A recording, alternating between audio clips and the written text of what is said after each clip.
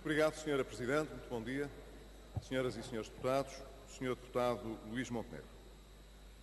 Eu não vou comentar todos os aspectos que referiu na sua intervenção e na sua questão, mas vou procurar situar dois aspectos, dois planos que eu penso que são muito importantes e que, de resto, o Sr. Deputado frisou.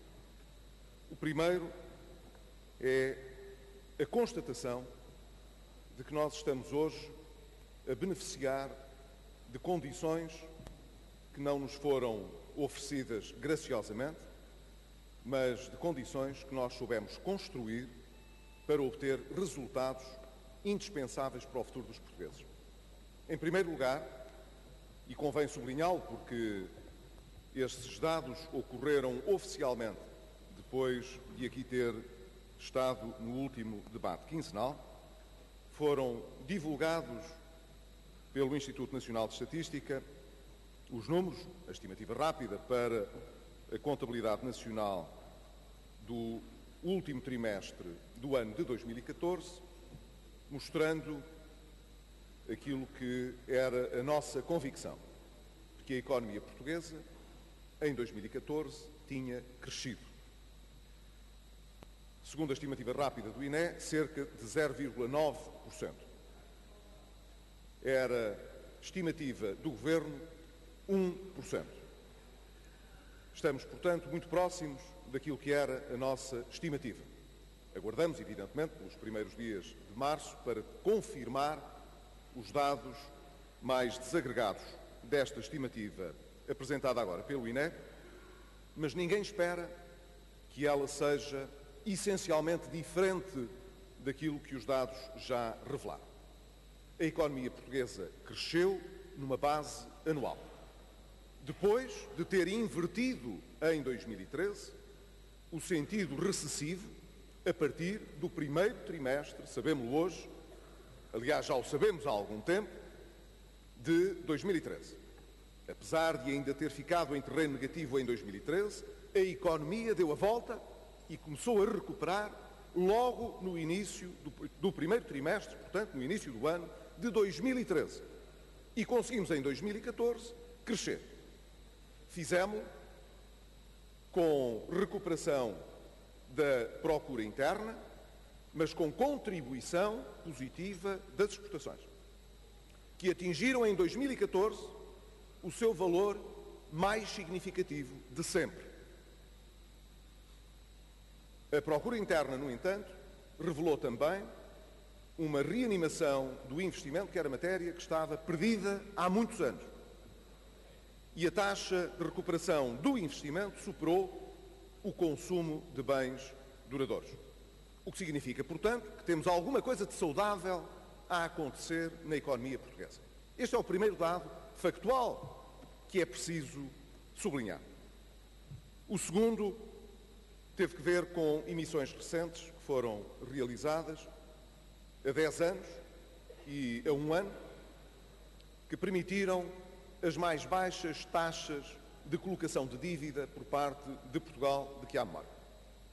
O que significa, portanto, que hoje, atendendo a que essas colocações são feitas em mercado e que são essencialmente agentes externos à economia que procuram essas emissões, que a economia portuguesa e o Estado português merece a confiança dos investidores, desde logo dos investidores em mercado de dívida pública. O terceiro aspecto, que foi também conhecido, foi a autorização que recebemos dos nossos parceiros para levantar a condição de par e passo que nos permitirá fazer o reembolso antecipado ao Fundo Monetário Internacional de cerca de 14 mil milhões de euros dos empréstimos que se iriam vencer nos próximos anos. E essa condição que nos foi oferecida foi por nós proposta na medida em que, objetivamente, as condições de mercado a que Portugal hoje consegue aceder são mais favoráveis do que aquelas que foram contratualizadas com o Fundo Monetário Internacional. E, portanto, pouparemos no futuro, pagando antecipadamente ao Fundo Monetário Internacional uma parte desses empréstimos, mas as regras impõem que os nossos parceiros europeus, que nos emprestaram também em condições que foram acordadas quase em simultâneo, que eles não se importem que nós estejamos a amortizar primeiro uns empréstimos do que outros. Essa condição era contratual e era preciso obter da sua parte a autorização necessária. Essa autorização, nos termos de resto em que foi expressa, mostra uma grande confiança da parte de todos os nossos parceiros europeus na recuperação que estamos a fazer e na nossa capacidade para poder mais rapidamente beneficiar das condições de mercado que também soubemos criar. E estes três factos, o Sr. Deputado enunciou muitos outros. Mas desde o último debate, eu acho que estes três são significativos, porque mostram, por um lado, que há razões para que os portugueses tenham confiança no crescimento da economia que se está a gerar, mostra que todos os investidores externos têm confiança na robustez do crescimento que estamos a trilhar e confiam na capacidade do Estado português honrar os seus compromissos. E o terceiro, porque mostra a confiança dos nossos parceiros europeus com as medidas que temos vindo a executar e com os resultados que temos vindo a apresentar. Confiança, confiança, confiança. E esse, Sr. Deputado, é talvez o valor mais importante para quem quer resolver problemas de sustentabilidade futura, para quem quer resolver problemas relacionados com as políticas públicas, com a necessidade de dar futuro à saúde, à educação, ao apoio social, mas também às funções de soberania, àquilo que é indispensável um Estado poder garantir desde que seja solvente. Julgo, Sr. Deputado, que esse é talvez o dado que mais poderá sublinhar a importância do caminho que trilhamos. E, portanto, mais do que estar a regressar, embora o Sr. Deputado o tivesse recordado, às nossas condições de partida, que eram realmente extremamente adversas, na verdade, o que nós podemos dizer é que as superamos e que, portanto, não vemos necessidade de estar sempre a regressar a essa discussão. O segundo aspecto tem que ver com a observação que o Sr. Deputado fez a propósito da dignidade dos portugueses e relacionou isso com uma intervenção que o Presidente da Comissão Europeia fez há 2 dias atrás, a propósito do contexto em que a Troika tem funcionado nos países onde os programas tiveram lugar. E eu creio, Sr. Deputado, que esta é talvez uma boa ocasião para separar duas coisas que nunca deveriam ter sido misturadas. Uma é a forma como as soluções da Troika funcionaram em termos de programas de ajustamento. Outra coisa é o mecanismo de funcionamento institucional da Troika, tal como foi abordado pelo Presidente da Comissão Europeia. Nada disto deve ser misturado com a dignidade dos povos ou dos governos. São coisas totalmente diferentes. A dignidade de Portugal nunca esteve em causa durante o processo de ajustamento.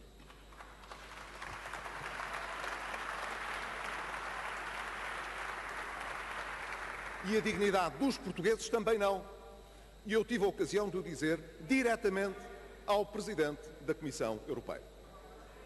Nós nunca teríamos permitido que a dignidade dos portugueses fosse atingida. E não foi atingida, Sr. Deputado. Agora, é preciso sublinhar muito bem que não é novo o balanço crítico que é feito do funcionamento institucional da Troika.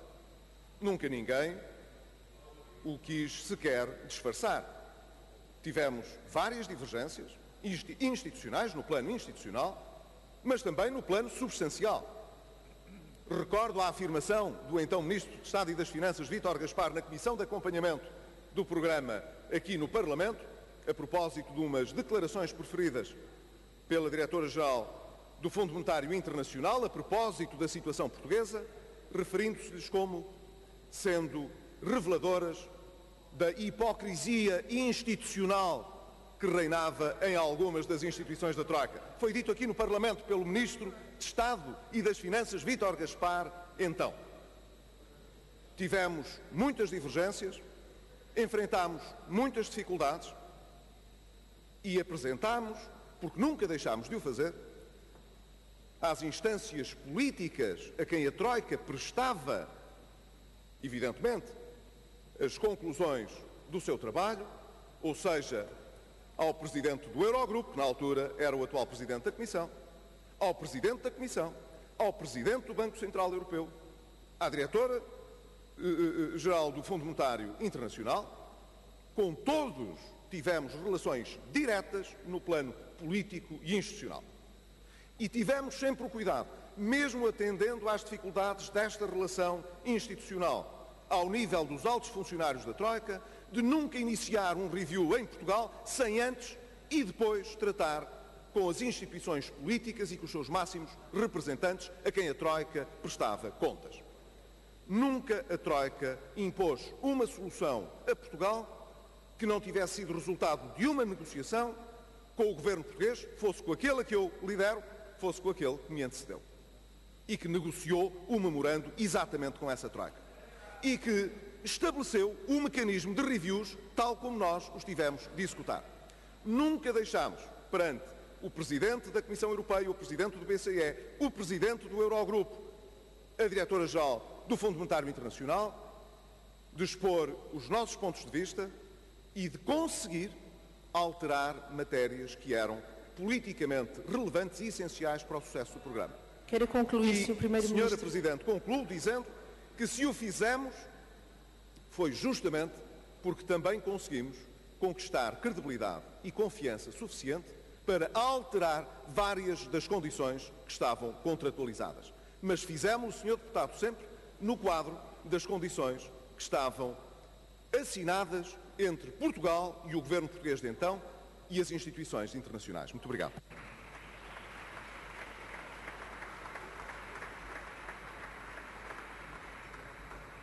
Muito obrigada, Sr. Primeiro-Ministro. Passamos à segunda intervenção desta manhã, segunda intervenção de grupo parlamentar do PS. Sr.